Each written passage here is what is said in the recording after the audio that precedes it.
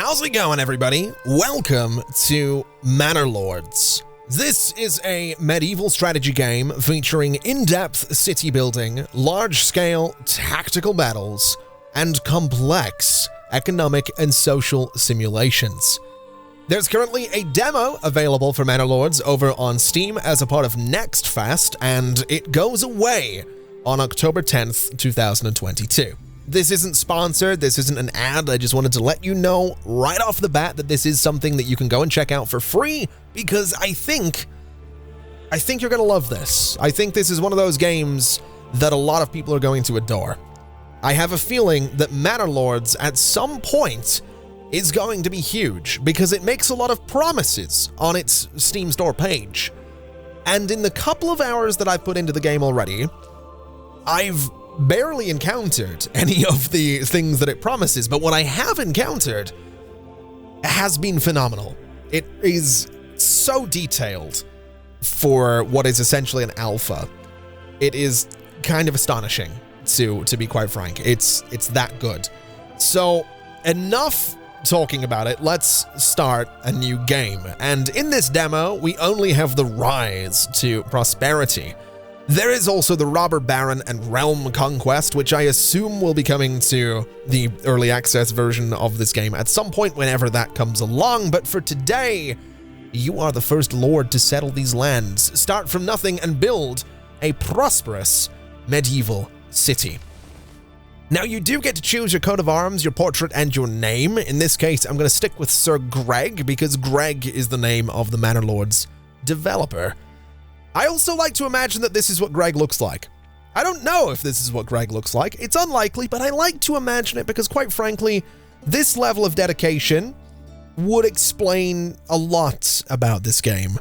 The level of detail in the game would match the fact that the guy making it is in fact wearing chainmail whilst developing it, and a helmet and a mustache that would make Jamie Heineman quite jealous and perhaps blush. So we're going to go with Sir Greg, and this is my interpretation of Sir Greg.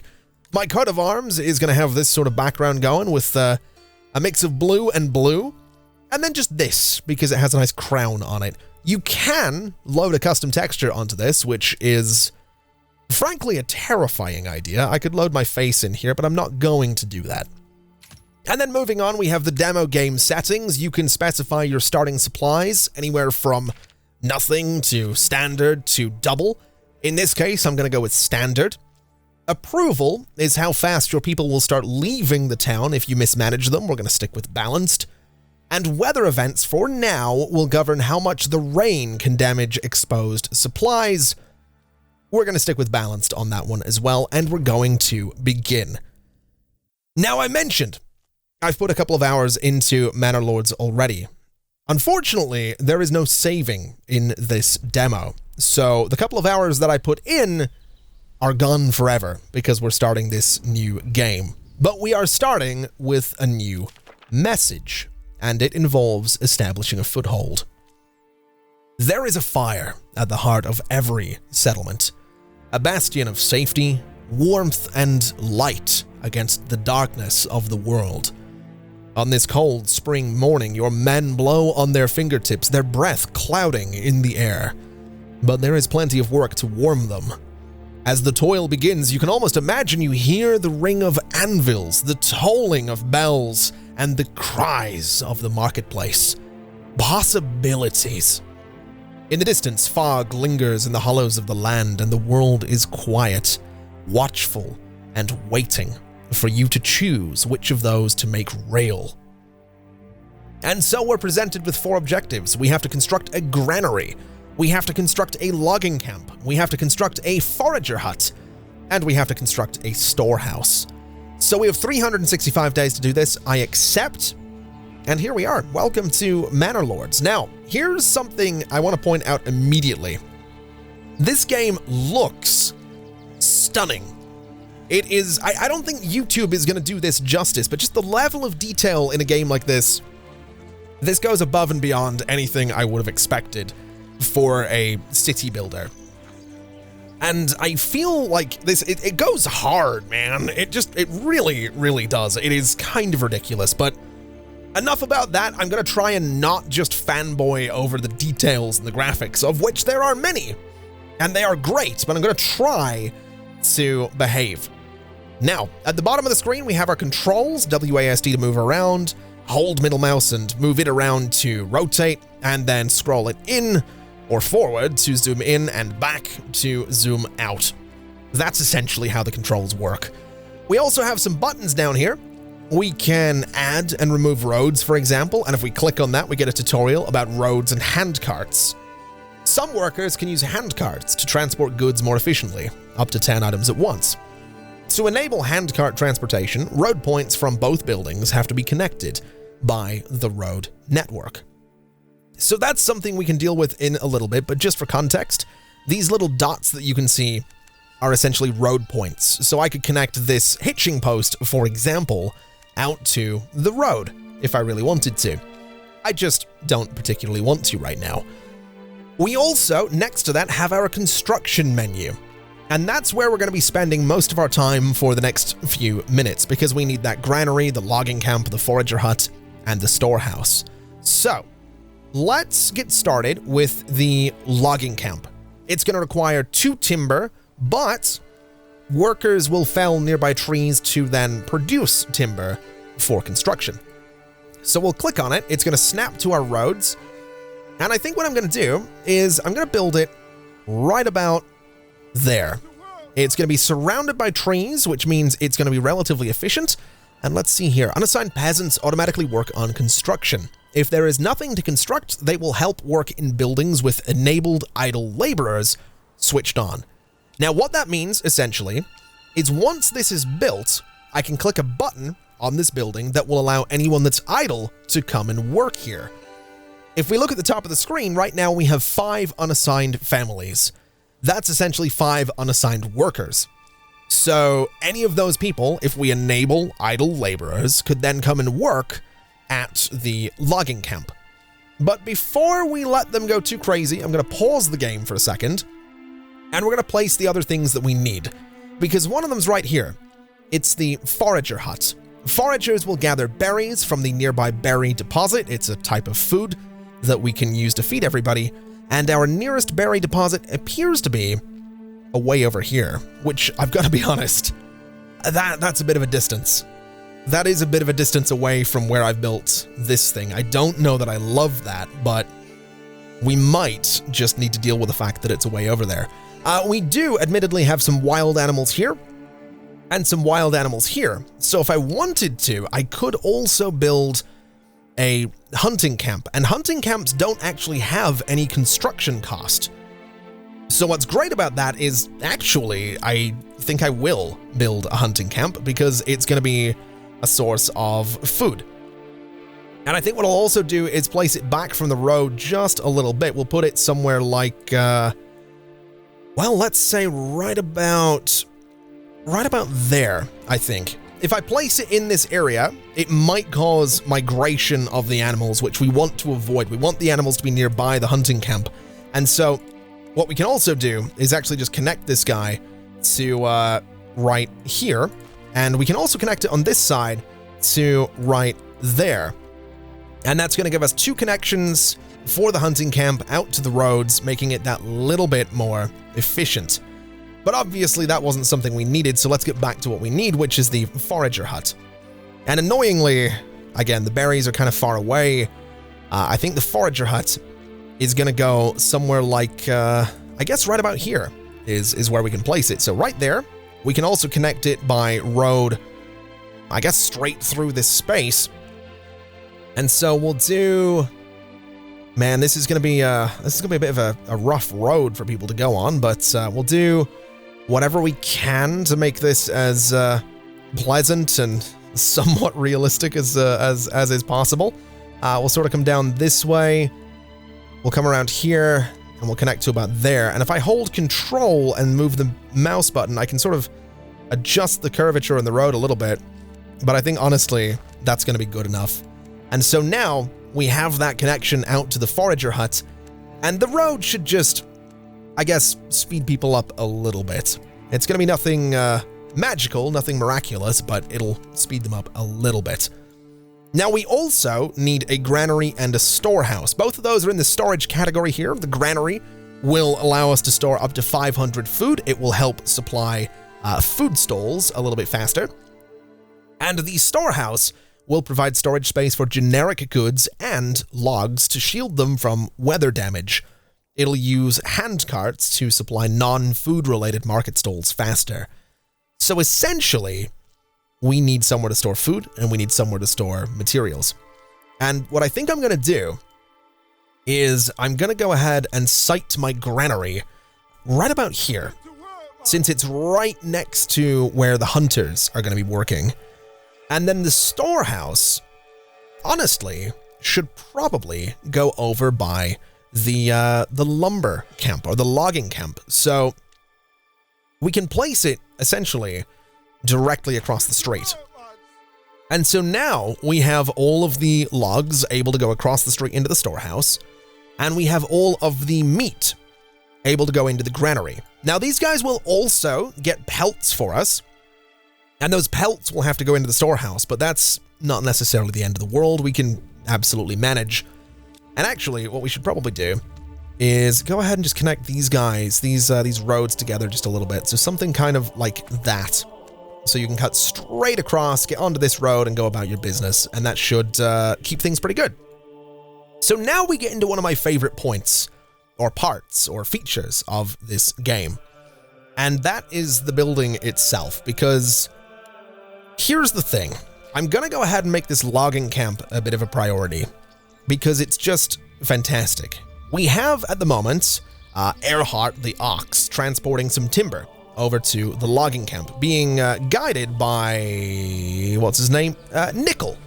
So Nickel and Earhart are heading down here to take some timber to the logging camp, while the rest of the lads are likely heading over to the hunting camp to start constructing this thing. And like I said, the building is one of my favorite parts of this. We'll increase the priority on this, and I'm going to turn on cinematic mode to show you why the building is so good. I'm not going to do this like I do City Skylines with the B-roll and stuff like that, but just watch this. It goes piece by piece. Every little part just comes together, and if I sort of fly over this way, you'll see similar happen with the logging camp here as well. Just piece by piece by piece, it comes together, and it just looks... It's gorgeous. It's stunning. It's so good. I cannot stress enough how much I love this level of detail when it comes to building anything in any game. It's just amazing. It really is. Now we can assign workers to this place. I can select the building to add or remove workers, but what I can also do is just say enable idle laborers. And so any laborer that isn't doing something can then go and work at the logging camp. And essentially that means that they can just go and, chop down some trees when they're not doing something else. Although right now, I'm pretty sure they're going to go finish the hunting camp, which is good because we do need a relatively, steady supply of food. And on this one, I'm actually going to go ahead and assign a laborer to it. And in the top left, we can now see there are 4 unassigned families and 1 assigned family. So we actually have a hunter now, which is fantastic news. And to be quite honest, I'm actually going to go ahead and assign a laborer to the logging camp as well, because we do need someone dedicated to getting us timber, because at the moment we have none. We have 0 timber. The storehouse needs 2. And looking down here at the granary, it also happens to need 2. Although looking at it, we actually do have 4 timber sitting around. So I guess the reason this says 0 is because there's no timber in actual storage. So let's go ahead and assign someone to the hitching post as well, so that they can routinely and regularly guide the ox to where the ox needs to go. Oh, actually, you know what they are also going to be doing? They're going to be doing this. They're building up the forager's huts. I completely forgot that this was out here. Absolutely, completely forgot this thing existed, and probably will continue to do so because it's so far out there, it's a little silly. But there we go. We have the ox coming out with more supplies. We have the forager's hut coming together. And I guess as soon as this is finished, we probably do want to assign someone to work in this quite regularly. So let's get that last bit done, which I believe it is. And we can assign a worker. And then we can actually specify a work area for this thing, which is going to be right there. So the forager can go out and gather berries. They're already gathering berries, which is fantastic. And then the berries can eventually be transported back to the granary, which is also under construction. It also has all of the materials that it needs. So we should be all right to see this thing done. We have this guy churning out a bit of meat and some pelts as well. So as soon as the granary is done, we should see some meat get moved into storage. And then down this way, we're hopefully, in the not too distant future, gonna have a, there we go. There's another supply of timber coming along for the storehouse. So the storehouse, we can go ahead and make it a bit of a priority and hopefully get this thing done in no time at all. And then what we can do is move all of our supplies into the storehouse. What is this? We got some bread, we got some firewood, we got some tools. Interesting. All right, so yeah, the storehouse right here we can see is coming together. Shouldn't take too much longer for it to be completed. And now we've done everything. Oh wait, no, we haven't done the granary yet. I'm getting a little bit ahead of myself. Let's prioritize the granary as well, because that is kind of a big deal. So we'll get the granary done. And we actually have a couple of things going on up here. We have exposed storage. The stocks are exposed to the weather and can be destroyed by rainfall. Build a storehouse to avoid the damage. We have exposed food. The food has to be moved to a granary or else it can be damaged by the weather. And then we have a bunch of homeless people as well, but we'll get to that. The homelessness is something we'll deal with in just a moment as soon as this granary is completed, which should be any second now. And there it is. We have a granary that's up and running, I would assume, or would be up and running if we had any workers in there. But that's good. We've completed the settlement intro. We now have space to store food. We have space to store resources. We have people that are gathering the resources, and we have people working everywhere as well. We have 5 assigned families. So essentially, we have someone assigned to the hitching post, so the ox always has time to move around. We have someone getting us some timber down here as well. We don't have anyone in the storehouse, though. And thinking about it, we might not have anyone in the granary. Oh, we do have someone in the granary. I wonder if we need someone working at the hitching post. We probably should have someone there. Regardless, let's read this new message entitled The Humble Beginnings. Your supplies are dry and secure, and the first stage of work is done. The stories your people tell around the fire are that of the many dangers in the world, from beasts to blights. Strange tales about foxes who go on pilgrimage, or small creatures who spin gold from sunset to sunrise. They tell these stories to put common names to their fears, and soon they'll teach these stories to their own children. It's time to bring wives and children to the settlement, now that they can take shelter in proper homes. For your lands to prosper and grow, you'll not only need workers, but families. The objectives here are simple. We need to build a well and 5 burgage plots. So we have 365 days to do it, so that is easy enough. We can go into construction, we can go to village life, and that's where we can get a well for a single piece of timber. And this will provide water access to the burgage plots and also enable firefighting. It must be built on a water vein, though, and we have a few of those around here. What I think I'll do, though, is I'm going to build the well right about there. I think is a fine spot for the well. We can go ahead and increase the priority on this, and we should see the ox get moving relatively quickly once this guy gets to it to head up here and grab some resources and then bring it down to, put it into the well, and everything should be all right there. Looking in here, there's actually nothing in storage. What are you doing? Oh, you're actively out gathering some timber. Okay. So this guy is actually working, which is fantastic news. And then when it comes to building this, I mean, we need someone that's idle, I guess, to be doing this. The ox is also being used to actually transport the timber into storage here and then across the street. So I'm kind of wondering if this guy will end up being idle and able to construct this thing. Not 100% sure. Actually, no, he seems to be... No, I guess we don't necessarily have anyone that can do this. Can I I can take this guy sort of off of that job, and then hopefully he can go and construct the well. All workers are busy or it's waiting its turn. Okay. Well, he's going to bring the ox back, and that's all right. We can have the ox brought back here. And now, there we go. So he's going to come over and, well, he built a little bit of it, I think. He's away with the ox again, though. So I don't know. I guess we'll give him a minute. You can do it. He'll get there eventually. We have a lot of timber coming into storage, which is actually really important. We do need a lot of timber, especially for these burgage plots that we're about to build. Burgage plots, by the way, are essentially just houses. It provides living space for a single family, and when upgraded, grants a development point, adding extra living space. If these things are large enough, they also have slots for extensions, which is something I definitely want to look into. Now, where exactly are my workers? Let me turn off idle laborers on this and see if I can get this guy to... No, he's away again. He's off running. He's not supposed to be doing that. You know, he's not necessarily supposed to be using the ox, but he is, and that's, I guess, fair enough. Again, we do kind of need all of this timber for the burgage plots, so it's difficult to complain about it because it is kind of an essential thing. Are you gonna... Oh, no, he's away. He's away again. There he goes. All right. Well, fair enough. I'll tell you what we'll do then. Let's go ahead and lay out some burgage plots. We need 5 of them. We have enough at the minute for 4 of them. And some buildings have flexible borders. Place 4 points to designate an area.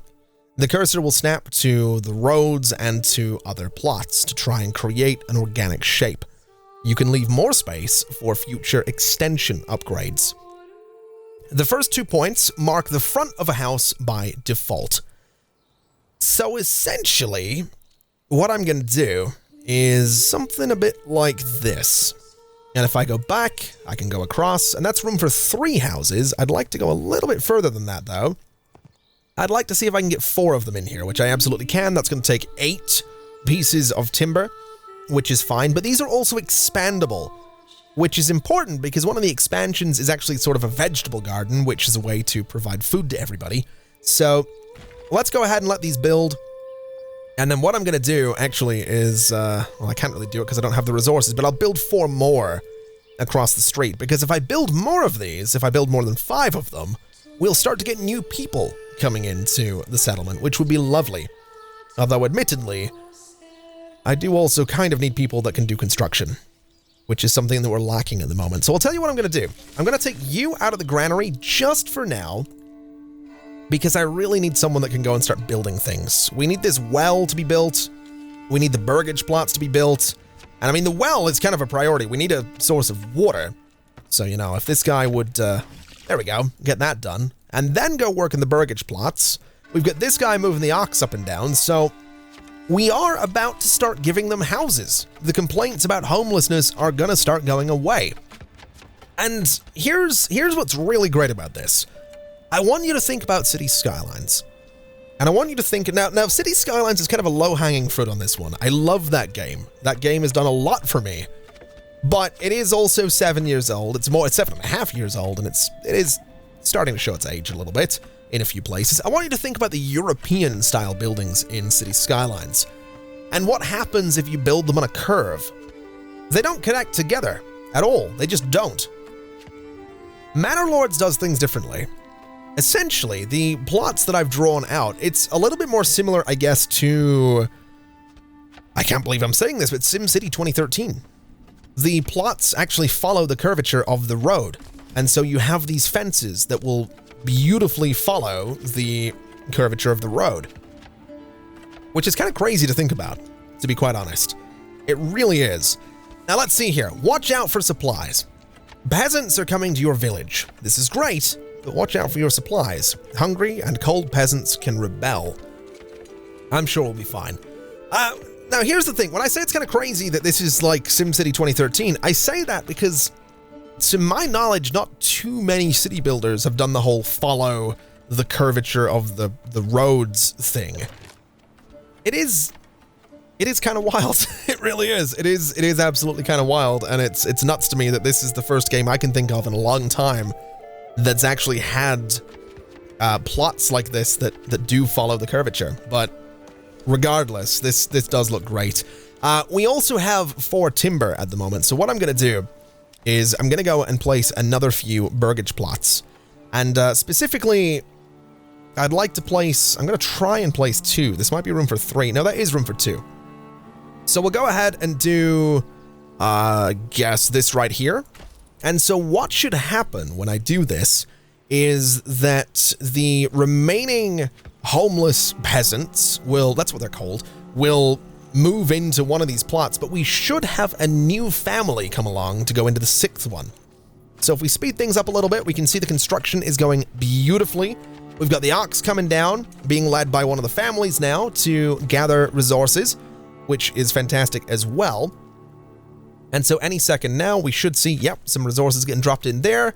We're going back for more resources, and we should now be able to grow the population just a little bit. In fact, this burgage plot here is going to complete the Humble Beginnings quest that we're on at the moment, which is lovely news. It's a bit of progression, which I do always enjoy.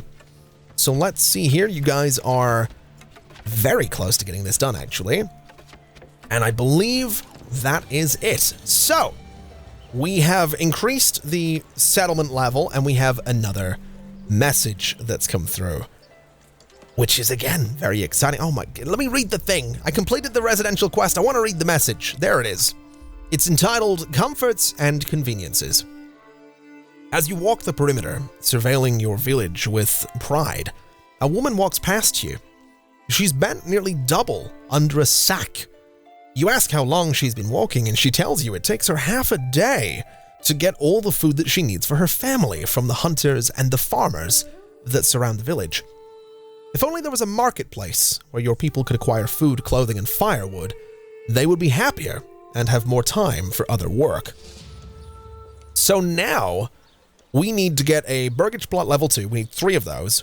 We need a food stall, a firewood stall, and a clothing stall. And to get those things, we need to go into construction, and we need to get ourselves a market area. And this is essentially going to be not necessarily the heart of everything, but it's going to be the heart of our little settlement, because it is where people are going to get their food. It is where they're going to get their clothing. It is where they're going to get their firewood. But before I do that, there's a few things that we need to lock in. We need a steady supply of food. And as great as the forager is way out there. And now what I could do is assign more people to work in the granary. I believe every single one of these people will give us, I think it'll give us a cart with which they can go and pick things up and move it into the granary, which is great.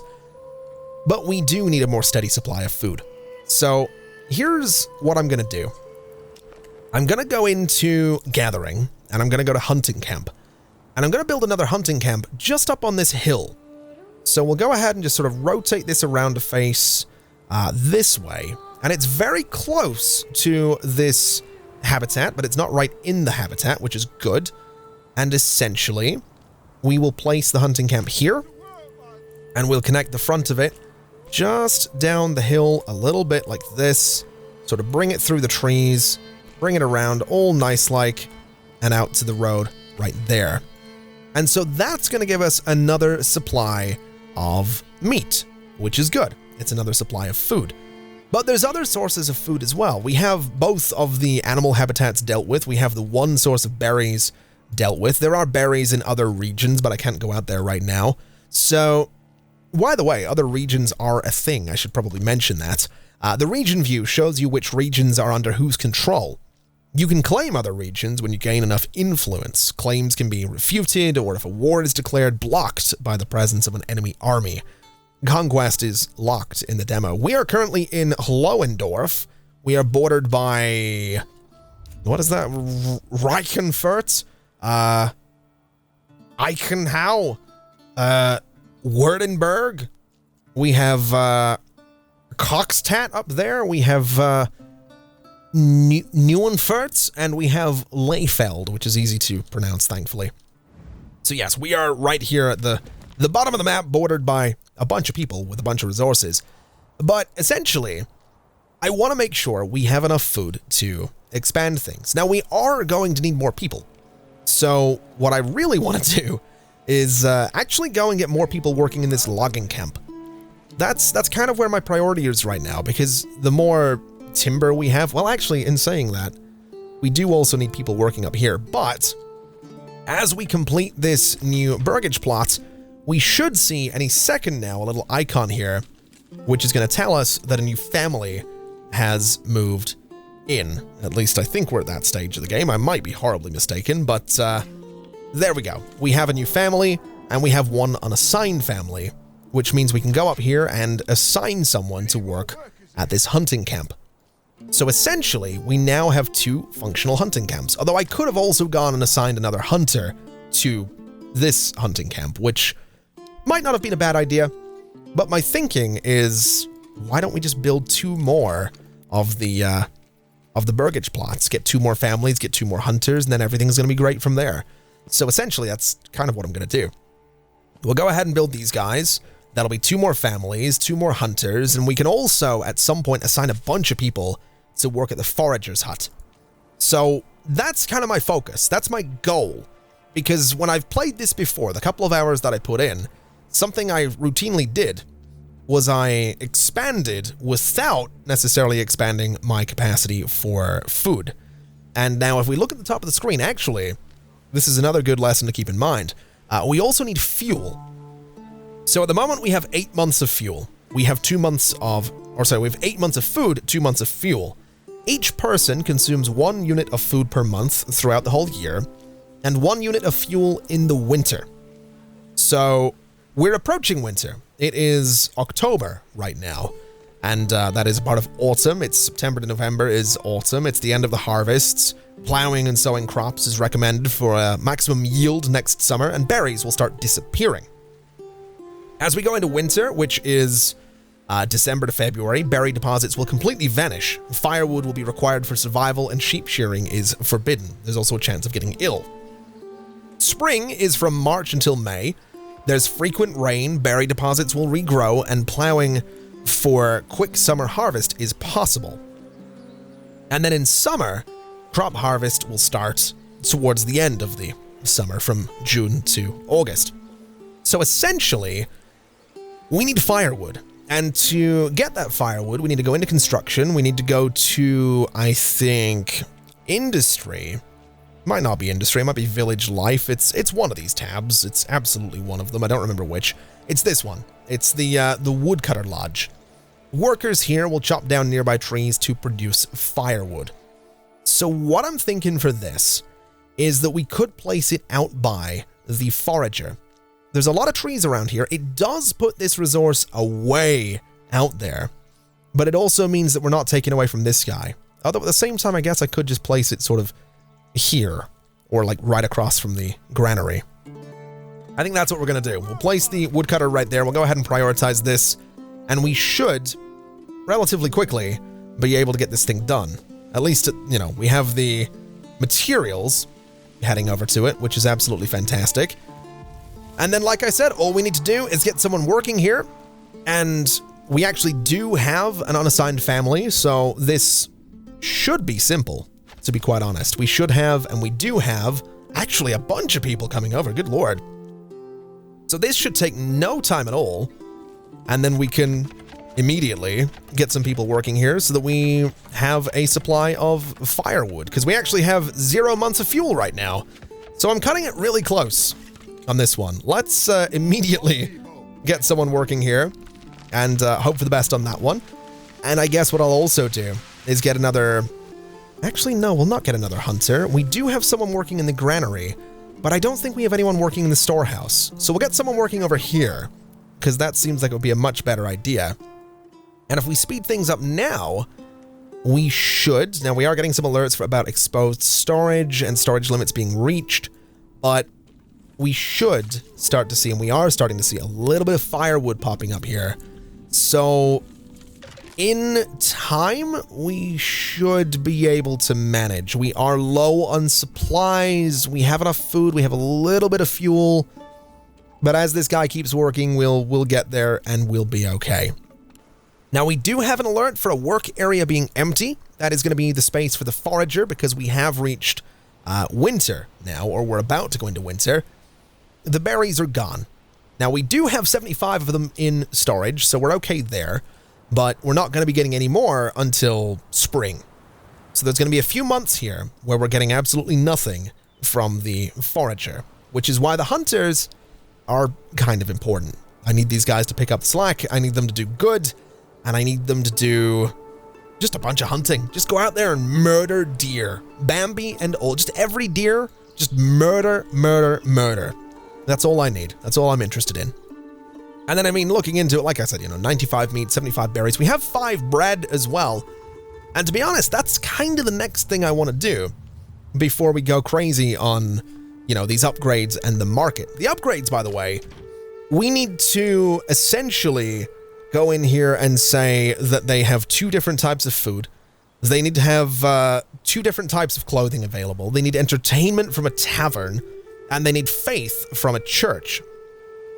So there's actually a lot of things that we need to build here, and a lot of it we can absolutely build. Clothing will come in from sheep, for example, if we get wool, or if we turn the pelts that we're getting from the hunters into leather. That's 2 types of clothing right there. Entertainment comes from a tavern, but the tavern is, if we look in construction, the tavern is here. It will give citizens of the region access to ale. But in order to get ale, we need farming, right? Or rather, we need a little bit of industry. So we can convert malt into ale. Malt is made from barley. Barley will come from a farm. But the other thing is, farms, obviously, we could grow wheat and turn that into grain, and then into flour, and then into bread. So we might need 2 farms or 2 fields. There's a lot. There's a lot we can do here. A sheep farm, obviously, would be some wool. And actually, sheep must first be imported via the livestock trader, which I assume is in the administration thing and the trade thing. Yeah, a livestock trading post. So I kind of want to get a sheep farm as well. There's a lot of things I want to get. But on top of that, I suppose I should also mention that I can upgrade these guys. I made them this size specifically so I could do this. And so if I use a single tool, I can produce vegetables from a vegetable garden in all of these plots, which would be even more food, which would make them happy. But then I also happen to need those tools if I want to build a farm. So if I build a vegetable garden, I have no tools, I can't build the farm. How do I get tools again? Mining. I need to go and build a mining pit, which will extract iron ore from iron deposits, which fortunately we have one right about here. So it's not too far away. And then when it comes to industry, we can turn the iron ore into iron slabs at a bloomery. We can then turn the iron slabs using fuel into tools at a smithy. There's a whole bunch of production chains in Manor Lords. It's kind of ridiculous in a good way, but it is kind of ridiculous. So I'll tell you what I'm going to do. We're going to expand the population just a little bit further before we wrap things up for this first episode. I think what I'm going to do is I'm going to go to about here. We're going to come around that corner. We're going to go to here, and we're going to... Oh, I don't know exactly how this is going to work. I'll tell you what we'll do, actually. We'll go and do 2 plots instead of just sort of one weird curve going on there. But we'll do this, and we'll build it. And then I want to go, and I want to try, I guess, and get a plot sort of in here. Now, that's a weird size for a plot, but honestly, it's not the end of the world. Can I actually bring it from there instead? Is that going to look weird at all? Again, very large plot, but not necessarily the end of the world, having something a little bit bigger for this house. So yeah, we'll go ahead and build that one as well. And that'll be 3 new families coming in here. And 3 new families is 3 new workers. We can go and put them into the forager. We can go and put them into the logging camp. We can go and put them into hunting up here. And what I can actually do is just say add worker. And as soon as a worker is available, they will go and they will work here, which is good. So that'll be 1 of the 3 new workers. We can go and say the same thing at the granary. We'll get another worker in there that can head out and grab things. And that should keep us pretty good. That'll give us 1 worker left over who to be quite honest, I'm not too sure where I'd put them. Not really too sure on that one at all. I'm kind of thinking the granary again, to be quite honest, so that we have 3 people that can head out and grab all of the food from all the different places. We have one that can go here, we have one that can go across the street, and we have one that can come all the way out here. That seems like a good way to go. We are also in a bit of a problem, though, because we are reaching the storage limit on a few of these guys, so we really do need to be moving things quickly. We do have exposed storage down here still, and we are still technically kind of low on that firewood. So here's hoping we can speed things up a little bit. This guy does have some firewood sitting around, but unfortunately, because we don't have that many people working in the storehouse, we kind of happen to need a little bit more. So we'll enable idle workers here. Anyone that's not doing anything right now can work at the storehouse and hopefully bring some firewood over here and help us out a little bit. And then immediately, as I said, we're getting these houses in here. And I've got to say, I'm so excited to see what this corner is going to look like, because these guys hugging that corner is so good. It really is. And also the snow. I mean, come on. How good looking is this game? I said it earlier, and I'm probably going to say it so many more times, but this game is stunning. It is so much better looking than it has any right to be, and that is crazy to me.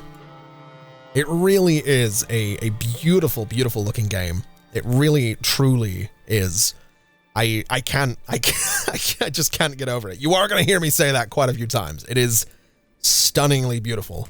So just buckle up. That is something you're going to hear quite a few times. Now, building those new houses has caused us a bit of a problem. We are going to be running into some problems with low fuel, and we are a little bit low on food as well. But honestly, I think we'll be all right. We'll be getting berries again in the not too distant future. I think honestly, maybe what we could do is take one worker out of the granary and let them go and work across the street in the woodcutter's lodge. And then in doing that, we should start to see the amount of firewood just increase, and that'll hopefully sort out the issues with not enough firewood going around.